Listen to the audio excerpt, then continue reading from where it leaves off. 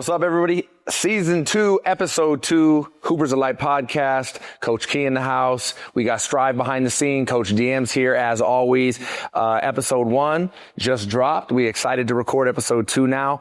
Had a little technical difficulties. Coach Key, hit me on that. What happened? So just so you guys know, one of our sponsors, She's Gone, is something that is a mindset. We have the hats on. We rep our brand and our sponsor. And we had a moment here. We had a tripod that came up the top to tie it on to our camera, ended up missing. So we had to just realize that there was a She Gone moment, and we had to move forward and move past it and figure it out and found a way, and we have.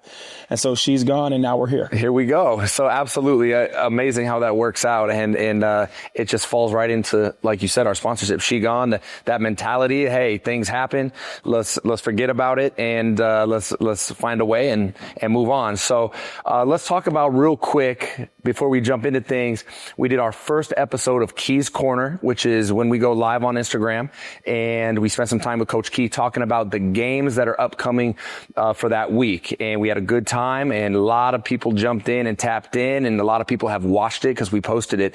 Coach Key, there's something you would like to share with the young hoopers out there, kind of about some things that transpired. Go ahead. So guys, what we're doing here with Hoopers Delight, we are having so much engagement and viewership that is for you guys. We're trying to create opportunities not only for you guys to get your names out there, but to get recruited. And in doing that on the Keys Corner Monday, I'm looking in the comments and seeing guys going back and forth at each other, trolling and talking a little trash, which is, it's fine in a different setting. But we had over 370 viewers actively viewing our podcast and our live. And in that, there was 2 Division I coaches that had joined the live, as well as 1 Division II coach and multiple other NAI coaches that were watching this live. And remember how you conduct yourself. If you guys are trying to get recruited and we're offering up exposure to you guys and engagement to you guys, you have to be a professional when it comes to how you're going to represent yourself. Right now with the NIL, you guys are a brand. You can lose deals. You can lose scholarship opportunities by just being a part of a live and commenting something that shows that you have a lack of maturity. And so remember that as you participate in our lives or you participate in our comment section for the podcast, if you're trying to get recruited, understand that there's eyes on you. There's coaches watching. So far in the last 30 days, we've had over 1.5 million people view our account in the last 30 days. So there's a lot of eyes on you. There's a lot of opportunity for you to get exposure, a lot of opportunity for coaches to look at you. So just always remember how you conduct yourself and how you represent yourself is important. And it can lose scholarship opportunities and lose brand deals if you act like a clown on there. So just always know that. Yeah. And part of what we do is we want to educate. We want to teach. It's a form of coaching without being a coach, right? And so take notes, guys. And once again, another She Gone moment. Learn from that mistake. If you made that mistake, we've all made those mistakes. Allow it to make you better, hear what Coach Key is saying, and move on. And so once again, a shout out to She Gone, our sponsorship, of course, Eagle Ridge Apparel, who just made our guy Strive look drippy drip, and you'll be seeing him more on the camera here soon. And of course, the Hoopers Delight, the red sports tech here is just lighting the house on fire. Yep. So, and if you want your merch, make sure that you reach out to us. We can get you tanks, we can get you shirts, we can get you hoodies, we can get you sweats, we can get you hats, you name it, we got it. We're here to push this thing and push you guys. So, if you're going to support us, we want to be able to give back to you guys. 100%. So let's jump into episode 2, man. Episode 1, we both felt we were a little rusty. Yep. Getting back to it. We've talked a lot about it over the last week, a little bit more ready to go this week. And let's jump right into it. We went an hour last week. We try to keep it between, 35 to 45 minutes. Sometimes, we get going because we love to talk about the game. And so let's jump right into Player of the Year frontrunners, Coach. We are about halfway through the SIC season for the boys. Girls are getting ready to finish up. But for the 6A boys, 5A boys, it's getting interesting. And right now, give me your front runner. So my front runner is Drizzy Drake Hope. Right now, he's been balling, had a 37-11 game against Ridgeview, and then has just been on a tear. And the Steaky Sneaker had a 25-point game, has multiple alley-oop dunks, has multiple hezzy pull-up threes. And not only is he scoring the ball, he's rebounding, he's being a leader on his team, he's getting blocks, he's defending, he's talking, he's anchoring that defense. And so for me, the front runner is Drake Hope. Yeah, no, his development has been amazing to watch. Kind of called him out on the at the start of the season about, hey, they need a closer. He needs to be that guy. Here's what we think he needs to do to take them to new heights. And, he took the notes and he's doing his thing. I cannot believe how good of a playmaker he is. I mean, he's looking to make plays. He attacks the basket and he expects the help. And shooter Theo has having a huge year thanks to what Drake Hope is doing. Come on, baby. Hey, and how about the photo that was just taken? Icon. Like, oh man, there was a photo out there by Omarion. It just, wow. Shout out to him, man. Shout out to all the content creators out there who are out there for you guys. They're blowing you guys up. They're out there taking pictures of what you love to do and trying to push you guys. Same thing we're trying to do. So shout out to all the content creators out there, man. Let's support each other, work together, and continue to show these kids love and build them up, because that's what it's about, man. When we support each other, we all blessed, man. And so anyway, Drake Hope has been a revelation, and they are riding his back, bro. They are on his back. Sammy's getting the looks he needs. Right. Then you got who I'm calling the X-Men. We just put our X Factors post today, so it will have been out for a couple days. There's going to be a part 2 put out by the time this drops, so I'm able to talk about this. I am going to go ahead and give 4 of the Meridian guys the nickname the X-Men, just like I gave them the Ninja Turtles when I was covering football 4 years ago. That with that defense, I'm going to give 4 of these Hoopers the nickname the X-Men, and that's Cam Fisher, Marcus Murray, Riker Hansen, and our boy Bear. No, not Bear. Keanu. Keanu. Because Bear's a player to watch. Bear, a college player. Bear, we shouted Bear out, Theo out, Drake out, but it's the X-Men. That's right. So Keanu locking up, Marcus locking up, Cam locking up, Riker coming in, getting 10 off the bench. He plays with energy. He locking up. So the X-Men, man, the X-Men over there at Meridian are doing their thing, and Drake Hope is their leader. They're first place in the league right now, I believe. Place in the league, 5-0. 5-0. They got a huge game that me and Coach DM going to on Friday. Timberline. So this will drop after that, but that's a huge game. Timberline's only got 1 loss in the league, and let's segue to a guy who I think is in the mix for the Player of the Year conversation is Colin Morris, the 6'7" shooter. He's leading that team along with Cole Hudson. For me, that duo is the best shooting duo in the state. Yep. I don't think there's a more pure duo when it comes to shooting than Colin Morris and Cole Hudson, but Colin Morris is the guy that you game plan for. Yep. Colin Morris is the guy that hits 6 threes here, 7 threes here. He's averaging 50% from the floor, 40% from 3, and almost 90% from the free throw line. If they finish in the top 1, 2, 3 in the league, and he's 50, 40, 90 guy, he has to be there in that conversation. And so he had 17 and 12 the other day. Cole Hudson had 23. He's in the conversation.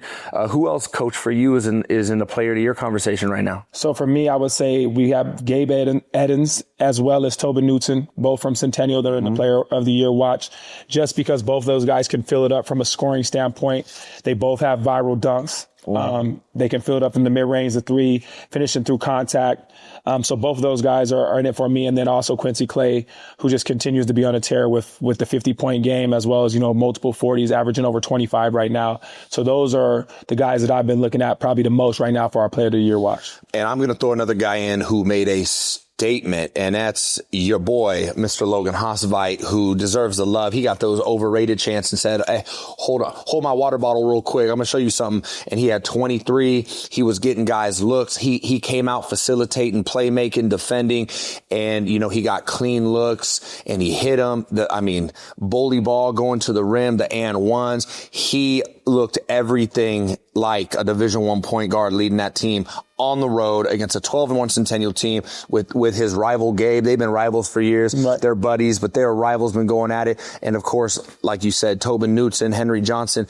That was a tough game, based on where Waihe was at, to go in to Centennial's house, and they really handled them. And, I want to give another guy a shout out, Caden Rogers, who full lockdown mode. He was on our X Factors list. He gave Gabe Eden fits physically.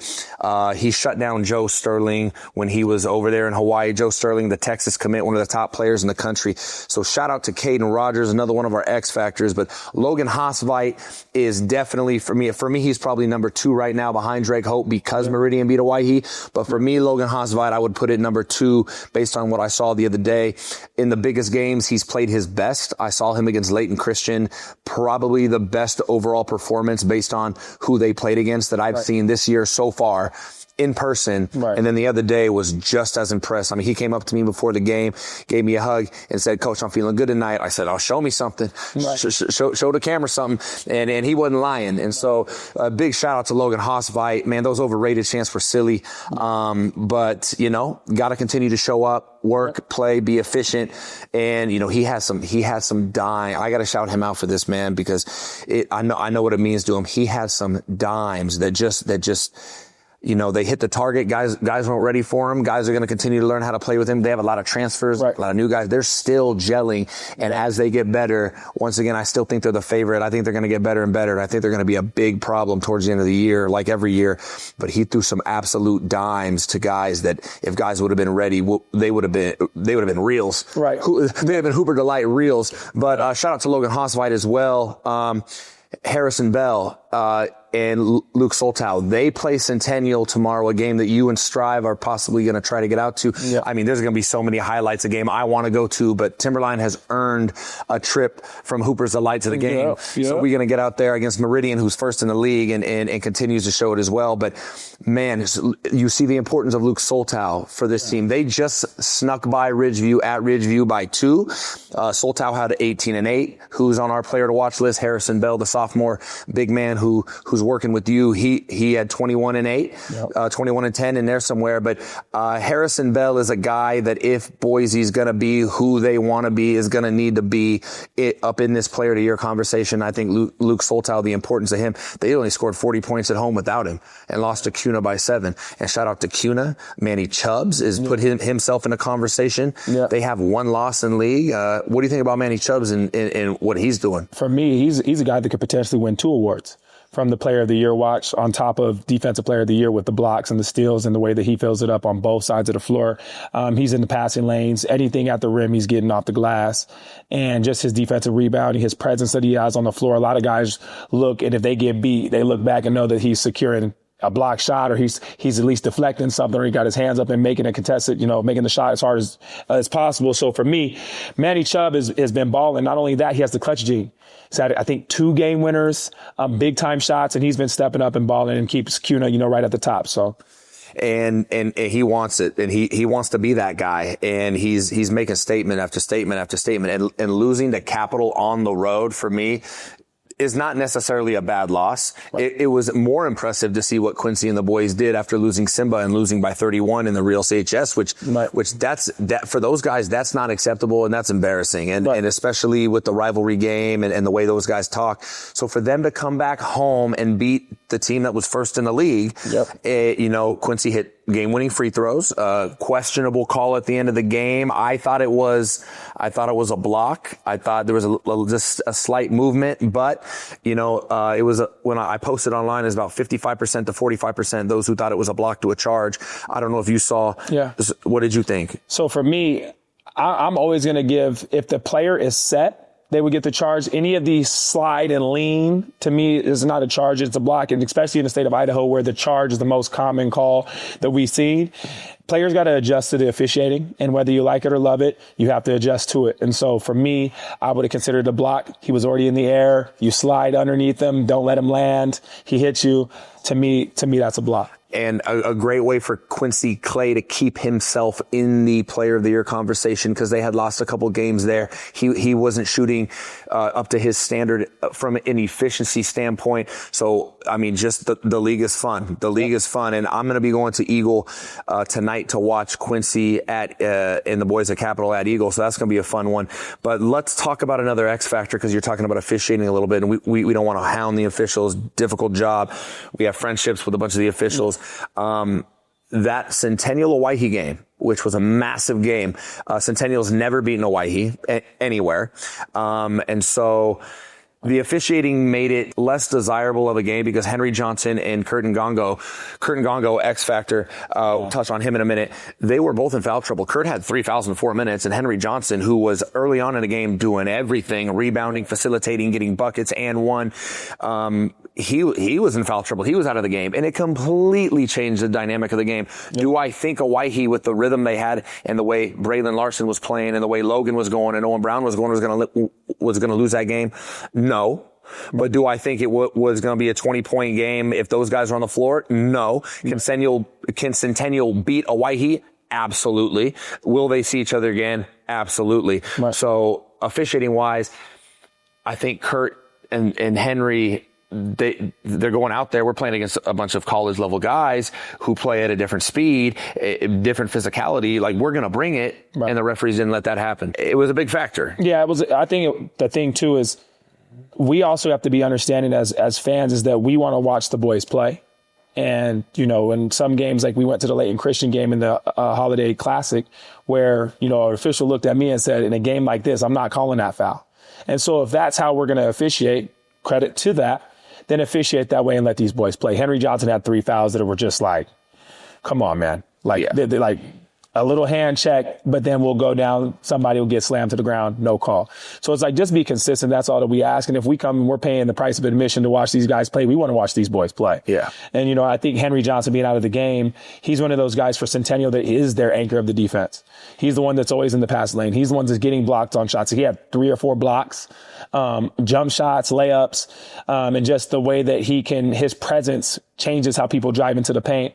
They needed him in that game to compete at a higher level. I think that game's a lot closer. We were talking about it the whole time. Even though it was 15 for most of the game, it felt like it was a 2-point game. Yeah. And so, you know, I think that when star power players or X factor type players are out of the game based upon foul trouble, that changes the whole dynamic of it, and they needed him to be good to win that game. Those are 2 best rebounders, and they couldn't get a rebound. Right. And you do not give Owyhee another shot. I mean, Meridian beat Owyhee because Baron Ryden and Drake Hope cleaned up the glass. Right. But I do want to give Braylon Larson another shout out. He's going to be on our X Factor Part 2 list here that I'm getting ready to post, which will have dropped by the time everyone sees this.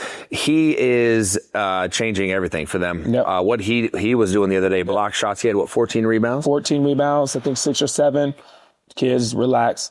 boards. But yeah, for him, for me, watching how he played, the energy that he brought, he was getting all the 50-50 balls. He was going and crashing every single time. And not only that, we're waiting for his offensive game to come with it. I know he has it. He can shoot it. He can dribble. He can get to the rim. He's super athletic and get his head above the rim. And so for me, he's been one of those X factor players too, with all the boards, all the defensive possessions that he gets from blocking shots. He opened up the game with a nasty block. And so for me, if Braylon keeps doing what he's doing, he's been inserted into the starting lineup and he hasn't looked back. So it makes them dangerous. This new group that they put in there has been real dangerous. Well, I mean, bringing Jacoby Judd up from JV and putting him on the floor and letting him be another ball handler and let Logan catching the ball in different spots on the floor is, oh my goodness.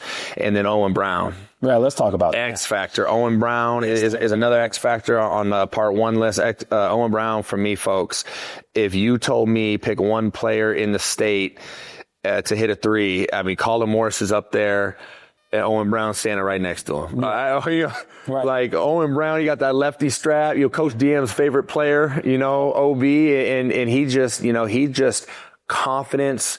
And I heard a story the other day after he had 18 against Centennial that on the club circuit, they were in the Final Four of a big tournament, and he caught fire, and he just was letting everybody know who he was. He had a ride. So that swagger and that confidence and that self-belief, you can see it. He misses a shot, she gone. Yeah. He just keeps, and he had his own personal 11-point run against Centennial the other day.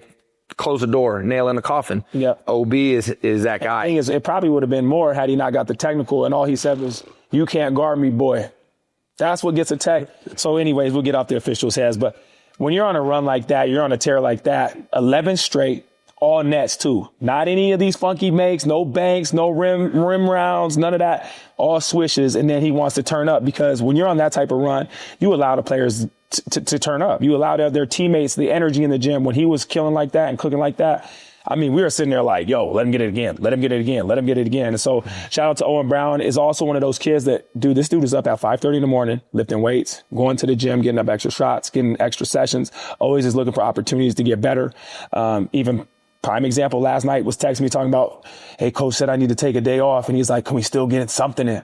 that's the type of kid he is, and that's why he has moments like that. So shout out to Owen Brown. Well, it's also why he's starting on the state's top team as a sophomore, and that's not normal. Right. I mean, at the start of the year, he was the only sophomore on the roster. Then Jacoby Judd made his way up, which he should be. Right. He would be starting point guard for probably 90% of the teams, and everyone else for sure.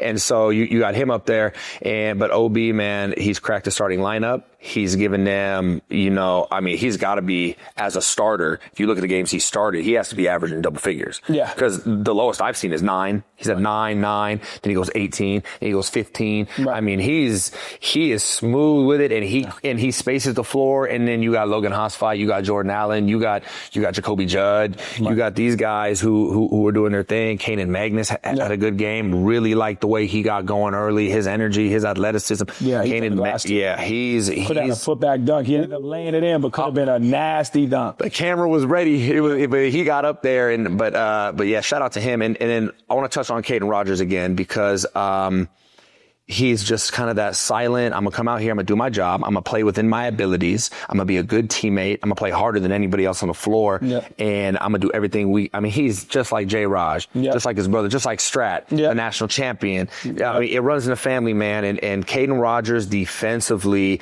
I went back and I watched the film. They were having to give Gabe ball screen. They were trying to get K-Raj off of Gabe so Gabe could get going. And Hawaii defensively is one of the best teams in the state, along with Meridian. For me, we always kind of compare those two. That's why I think they're at where they're at. Also, shout out to CUNA defensively. Very good. But yeah, man, Caden Rogers is a guy that when it comes down to it, I think he's a guy that when you look, if they win the state championship, it's going to be because the small things he did and certain plays he will make it at the state tournament, in my opinion. And so look out for Caden Rogers, man. And this Hawaii team is coming. They're stacked. They're getting better. They're learning from the loss, like you said. And we could talk about them all day. So let's talk about a few other things. Real quick, I want to throw the Bora girls in there because they beat Eagle. We talked about it on Keys Corner. They need their flowers because, once again, they have arrived. Coach is doing a great job over there. Kaya Davis in the Player of the Year conversation. Since we're doing Player of the Year talk right now, Kaya Davis is right there. She's right there with Berkeley. She's right there with Zoe Blackwell. Zoe Blackwell probably the front runner because of their record, and they're playing teams and they're beating teams. It's just not sneaking by. They beat Eagle by 7, and I believe that was that at Eagle or at Middle? It was at Eagle in OT. At Eagle. So they beat Eagle at Eagle, and Zoe Blackwell, man, when she's not shooting well. Oh, I'm talking about Bora. Excuse me. Bora. I'm talking about Bora beating Eagle. It was at Eagle. Eagle was at Middleton. Eagle was at Middleton. Okay, so Zoe Blackwell, they beat them by 7 at Middleton, and then they beat double digits. They beat Bora at Bora, and so Zoe Blackwell's the front runner, and then you got Berkeley Jones, Kaya Davis, Taya Nelson. You can even throw in there because double machine. Trinity's starting to find her footing. Emmy Swilly, all them girls, but Bora needs their flowers, bro. Yeah, Bora. I mean, just for me, their coaching staff brings the energy and those girls you can just see the attitude that they play with. And those girls compete, they work hard, they want it more, and you can see as the season has went on, they've gotten better and better and better. And they don't take anybody lightly. I think that's in the girls' conference. I think that's one of the biggest things is that some of these teams that are haven't lost or have only lost 1 or 2 games, they start to kind of downplay certain teams. That they're like, oh, we're just going to walk through them. Bora's a team that doesn't do that. They show up every single game ready to compete. Their record is 0-0, and they're just trying to get one. They're trying to get another one, and then they're trying to get better every single day. And so shout out to Coach Ebb, Coach Sam, Kaya Davis, those girls. Carly Hall is one of their guards. They have enough there. And it's like 100%. It's time that we start giving them their flowers, and they could be a potential state championship team. Yeah, no, they coming for sure. Right? And so love what they're doing. Also, we've talked about Eagle. We've talked about Coach Blackwell and the Middleton girls, Dawn Holman, the Blackwell sisters. They deserve their flowers as well. You said they're the team to beat. They continue to show that. Obviously you got Brooksley Coveland up north doing what she doing, average 30 a game for CDA. You got Kinsley Larson, an undefeated Rigby back east. Kinsley Larson, the Alaska Anchorage commit. I mean, girls basketball I mean, it's been repping. They've been repping. The amount of Division I hoopers that have been coming out of Idaho. I mean, Avery Howell was just National Player of the Week a few weeks ago. I mean, so the girls are holding it down. We gotta show them the love, and it's going to be exciting to see what they do come state tournament time, because Titans are going to clash. Right. And even the district tournament is going to be fun to watch, because another opportunity to watch potentially Eagle Middleton, or does Eagle get that rematch with Bora that they want, losing at home to Bora. And so I also want to give a shout out to a team that's doing really well. A friend of mine, Matt Creech, has turned that program around, and he got Miriam Stafford, is she a bucket? Right. And then Eden Francis, one of the best athletes, overall athletes in the state. And, they smacked Centennial at the Real CHS. They held it down. They got Bora, I believe this weekend they got Bora. That's a massive game if they can find a way, because they're right there is, can we get into that top tier of teams? Right. They're going to have to beat a Bora. They're going to have to beat a Middleton. They're going to have to beat an Eagle. They're probably going to have to find a way to try and beat a Timberline. And if they can, they'll sneak into that conversation and be a potential state tournament team. Would love to see that for Coach Creech. So shout out to Coach Creech and the Eagle girls. So let's jump over to the Defensive Player of the Year conversation, which we've kind of touched on slightly, but there are a lot of guys that deserve a lot of love. And this is one of my favorite things to talk about, because these are the guys that are making maybe the biggest differences and don't maybe get as much love, because everybody likes to highlight the dunk, 3 threes in a row. But I'm going to start off with Silas Crane over there at Capital. Capital got a trio of sophomores, and Isaac Stafford, Silas Crane, and of course Quincy Clay, that dogs defensively, just they're not going to back down. They got an edge, and that's what makes Capital, I think, very dangerous. They got all the shooters as well with Petros and Everhart, and they got guys over there. They got Dudley as well, Dakin Lowe, but Silas Crane is averaging over 3 steals a game. He's had games of 8 steals against BK. He had a game of 7 steals twice and 6 steals. He's averaging over 3 steals a game. He's number 2 in rebounds, and he is tied with Quincy Clay on assists. And of course, then he had 13 the other night, in the game. He can score. He doing it all, bro, as a sophomore. And not a lot of people talking about him. I'm going to watch him tonight. Can't wait to see what he does. But over 3 steals a game is different. Right. And this guy, and this is also another one of my guys that has been with me for a long time now. He's a lot like his brother. Their motors, the Crane boys' motors is unreal. And the thing is, they play. What Silas does is he plays above his height. Like he may not be the tallest, but that is a dog, and there is no quitting him. And that's what he's always shown. He's been playing up in my workouts. He's played with college guys. He's played with pros. He's trained with all these guys and high level guys for all these years. It's no surprise to me what he's doing. He's had to guard guys that are 6'4" and be able to get them to stay in front, and then be strong enough to push them out to not get posted up. He rebounds. He defends.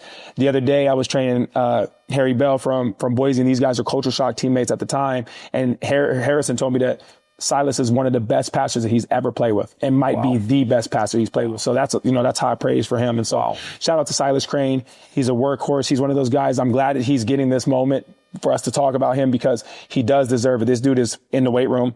He's a 3-sport athlete. He works hard at basketball. He works hard at his football, does track. He does all these things. And so a guy like that with that type of motor, no wonder he's a great defender. Yes, absolutely. I'm excited to watch him play tonight. He's doing it, man, and he's changing things for them. And now with Sibba out, he's gonna need to step up even more. I know that they're young, but it don't matter. It don't matter when you a dog. I mean, ask Owen Brown, ask Jacoby Judd, ask all these guys. Okay, Aiden Kendrick is another guy that needs a shout out. So, and I think Aiden Kendrick, I'm gonna touch on this real quick. I think Aiden Kendrick could be the best defensive player in the league overall if he sets his mind to it, because of his length and his athleticism. He only a sophomore, and I talked about it on my post. He had 4 targets at the wide receiver position this year with 3 touchdowns. Right. Like, throw the man a ball. Like that's a different type of athlete. Right. And then if you he got size 6'3", 6'4" in there. I mean, so Aiden Kendrick defensively is a guy that I think the more he does, the more Eagles going to do. Obviously, we talked about Manny Chubb's over there, shot blocking, can defend anybody, not going to let anybody be better than him and beat him. And then you got like I was talking about earlier, those X-Men over at Meridian, bro. Yeah. Keanu, Manuel. You got Cam Fisher, just like his big brother Dre. Yeah. And then Marcus Murray is a lockdown, clamp you up to defender. me, between him and Manny Chubb is the front runner for Defensive Player of the Year right now. Let's talk about Marcus Murray real quick.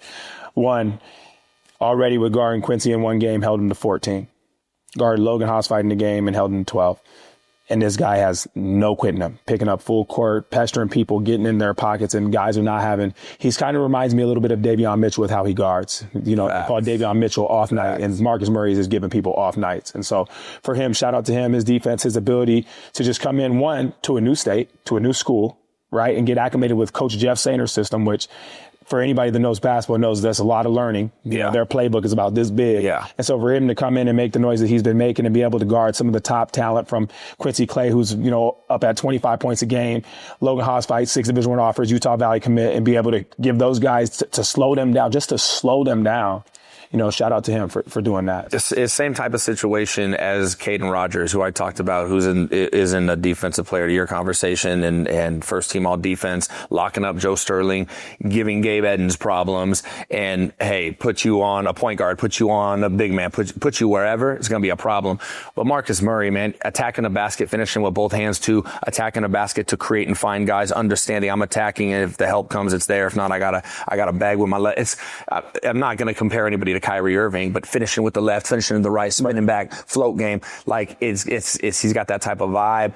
Finishing around the rim, but defensively is where he makes that money. Drive. And dude, they bring in Keanu, they bring in Cam Fisher, and it's just more of the same. These guys are like, I'm here to wreck your life, right, and make you hate the game of basketball. And I don't get tired. No, I'm going to be right in your pocket. There's nothing I'm falling for. I'm not falling for no jabs. I'm not falling for none of the fancy long crossovers. None of that. I'm right here in your pocket. Where you go is where I go. And then that doesn't even include Theo. That doesn't even include Bear. That didn't even include Drake. That didn't even include Riker Hansen or Sammy. Bro, they're stacked, and they D up, and they got shooters, and they got potentially the player of the year, the front runner at least. So they're tough. That's why they're in first right now. And if people don't believe that defense wins championships, look at the two best defensive teams in the state right now. Owyhee, three of the last 4 state championships, and then Meridian, who is always there. And it's always the same story. And Jeff even told me at the start of the year, we are varsity young. It's going to take us a while. I don't know where this team's going to go. I'm going to let them go and then and let them fly free, which is not always what Jeff does. Right. I'm going to let them fly free. Then we're going to figure out who we are. And he said, oh yeah, no, we lock up and let's go. Yeah. And so it's incredible coaching job so far, and excited to see where they take it. Coach DM's favorite to win the state championship. He's a big Warrior guy. Yeah. We talked about it last night. He's like that. They're winning it with that defense. Okay, we'll see. They got to stay healthy and see what happens. So, anybody else we want to touch on? Man, there's so many guys that lock up and play D. Will Gebert, Eli Rich, both those guys. Eli Rich might be the best on-ball defender along with Marcus Murray in the league. Eli Rich is always that guy. Put him on their best player, lock him up. Right. And Eli Rich has been doing it for years. And, you know, they made a run last year because of what he was doing defensively. Division I wide receiver. I mean, you got a D1 wide receiver guarding you. You got an athlete guarding you. Right. And so, you know, Gebert too needs to be healthy. He more of a dog type defender, but Eli Rich is their guy, and he anchors that defense. And I think as he goes defensively, what he can do against some of the top players in the league moving forward is going to really dictate how far Boise can take it, because they're going to come up. I think they're going to get to the tournament. I think when is, you know, these matchups they have, Eli Rich is going to be vital. Right. So. Right.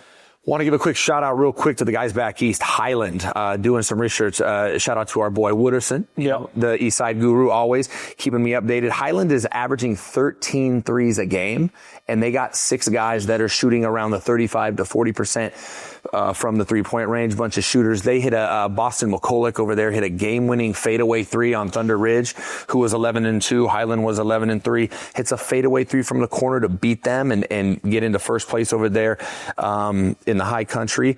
They got Casey Carter, had 24 for them, just strap. And then a guy, Colton Stuckey. Or Stuckey. Apologize if I think it's Colton Stuckey over there. He had 16 and 10. And his little sister, since we're talking girls basketball too, Miley Stuckey, the best player on that Highland girls team as a freshman. And she's what I'm hearing is a sure Division I talent. So keep your eyes open for Miley Stuckey as well. brother Colton Stuckey doing his thing. Highland and Thunder Ridge will be battling out over there. You got Rigby and Madison over there as well. You never know what's going to happen back east, bro. Right. But I'm hearing that Highland got shooters, and if you're playing against a team that's averaging 13 threes a game, right, can't zone them. Yep. You better figure out how to get up in them and not give high hand. Close out with a high hand. Whew, everybody can shoot. That's a tough matchup. So shout out to those guys back east. Quick shout out to the guys up north, Coeur d'Alene, Post Falls. You know, Caden Simmons doing his thing. He had multiple 40 balls up there at Coeur d'Alene, Division I point guard. And then you got, you know, of course, Lake City with Jordan Carlson, one of the best players in the state, maybe the best player in the state, best prospect in the state. You know, 6'9" junior. They had a nice showing out here at the Holiday Classic. You got Josh Watson, the high flyer. They're looking like the front runners up there, but Post Falls is up there as well. Post Falls beat Centennial. Post Falls beat Timberline. Post Falls is beating a lot of the top teams down here, and so they're going to battle it out up north. I believe there's 1.5 spots up north, and I foresee 2 of those teams making to the state tournament. Want to give those guys all a shout out. Got to get more educated on what's going on there, and we usually do as the season goes on. But last but not least, Coach, is there anything else you'd like to touch on before we touch on the 5A real quick? Yeah, just for guys and people that are tuning in, not only to our Instagram, not only to the pod, not only to our stories and our personal pages. If you're a player, athlete, or a manager and you're on a team and you want us to give you guys some kudos or some praise, make sure that we know what's going on, because sometimes we don't always get the stats right away. We don't always get the updates on certain teams and certain players, and we want to give everybody love. We don't favorite anybody. We try to favorite everybody. Yeah. And so we want to know exactly what's going on for the certain programs, some programs that maybe aren't having the best of seasons. We want to know how you're doing as well, so we can give you guys the love that you deserve and the attention that you want and need. And so with that being said, make sure that understand that we both have regular lives. We both have families that we attend to and jobs that we do. We do this for you guys. If you want us to talk about you, one, make sure that you're able to be talked about and that you're performing at a level that gets kudos and gets praise. And then secondly, also keep us informed. He's humble. I'll say that I'm working on being humble, but we're humble enough to where we will talk to anybody and everybody, and we want to be able to show love to where it's deserved. And so any of you that have any stats for us or any, and we want credible stats, not just, I like my friend played well.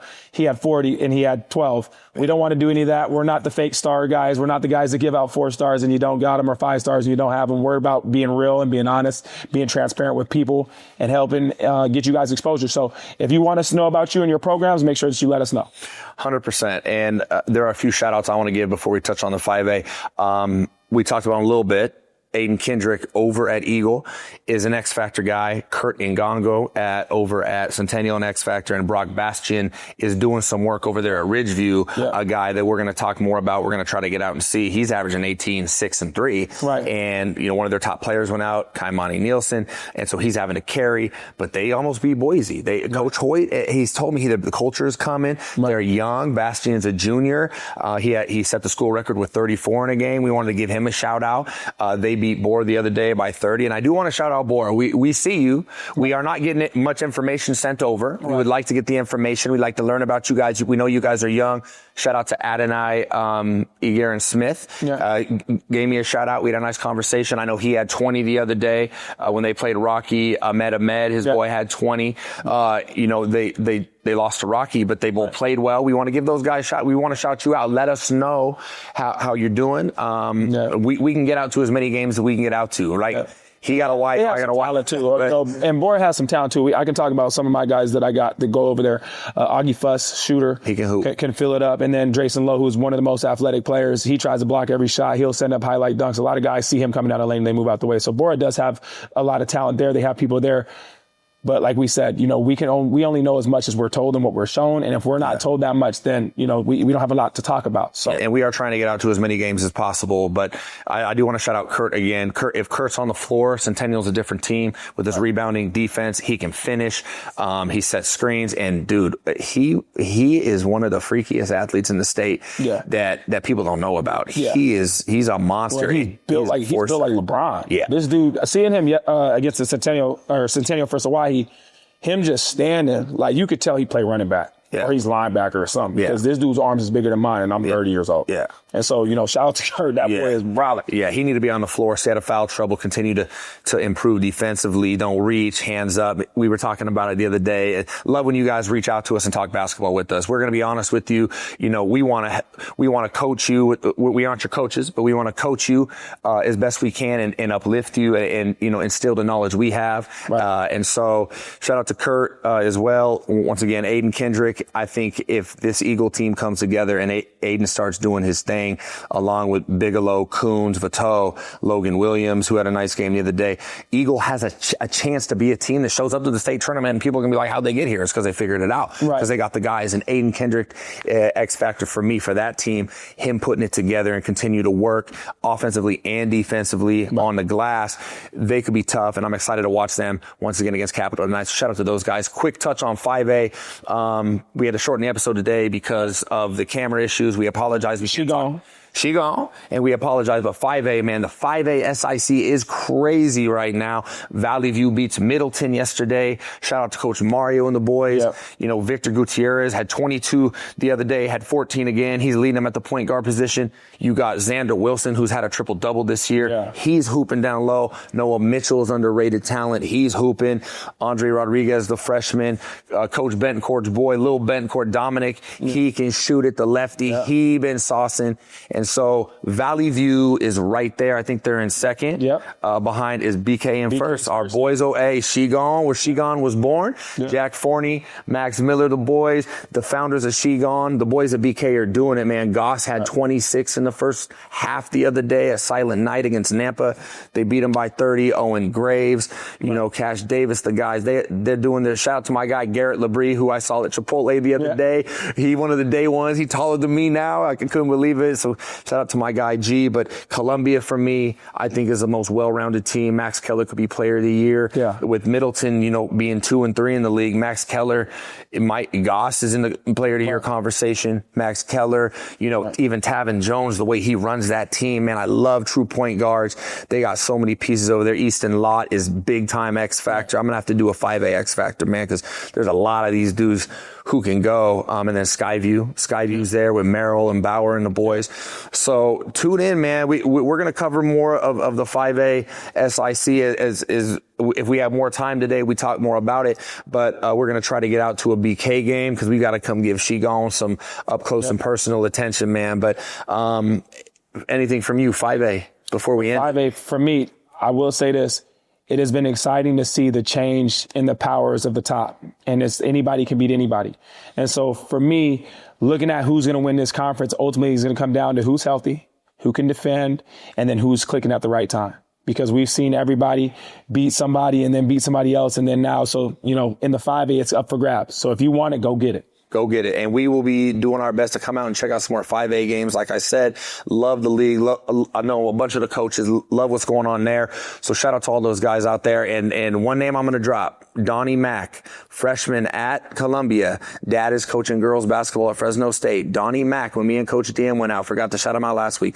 Donnie Mack is a name to remember. Okay. He's a guy. Donnie McCarthy is a guy that's going to be up and comer, and you're going to love his game. So shout out to him. Before we leave, we're going to give a quick shout out to our sponsorships. Of course, Eagle Ridge Apparel, Nobody's Flyer. Check out the gear. We got it. Come on, baby. The hat right here. Hooper's Delight. And of course, She Gone. Positive mindset, folks. Stay positive, uplift others, encourage others. The negativity, it never wins. So stay positive, learn from your mistakes. That's how you grow and get better.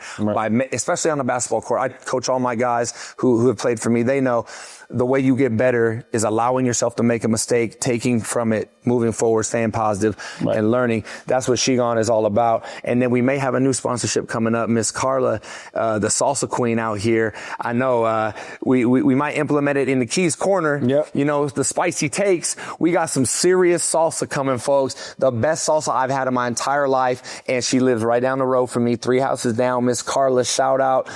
Told her I'd shout her out. We got more on that coming soon. So shout out to the sponsorships. Shout out to Strive 365. He is the best in the business. Follow Best in the game. best. Just stay tuned. That we got plenty coming down the pipeline. But thank you all for joining us for episode 2, season 2 of Hoopers of Light podcast. Coach Key, you got to get to a training, so we out. Appreciate y'all. One love. Hoopers of Light in the house.